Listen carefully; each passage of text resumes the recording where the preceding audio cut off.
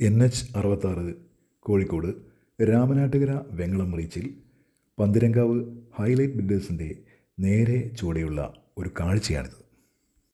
ഈ റീച്ചിൽ സർവീസ് റോഡിൻ്റെ പണി ഇനിയും പൂർത്തിയാവാത്ത ഭാഗങ്ങളിൽ ഒന്നാണിത്.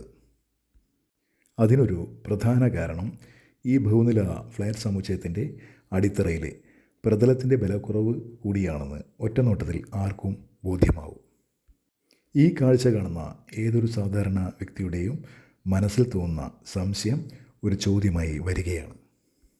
ഇതിൻ്റെ മറുഭാഗത്ത് റോഡിൽ ഏറ്റെടുക്കാൻ സ്ഥലമുണ്ടായിരിക്കെ എന്തുകൊണ്ട് ഇത്രയും വലിയ കെട്ടിടത്തിൻ്റെ നേർച്ചുവട്ടിലൂടെ റോഡ് പ്ലാൻ ചെയ്തു? വെറും 5-6 മീറ്റർ വിട്ടിരുന്നെങ്കിൽ ഈ ഒരു ഭീഷണി ഉണ്ടാവുമായിരുന്നോ? ജോലിയുടെ ഇത്രയും വൈകിക്കൽ ഉണ്ടാവുമായിരുന്നോ? ഈ കാഴ്ച കാണുന്ന നിങ്ങൾക്കും ഈ ചോദ്യം മനസ്സിൽ വരുന്നുണ്ടോ?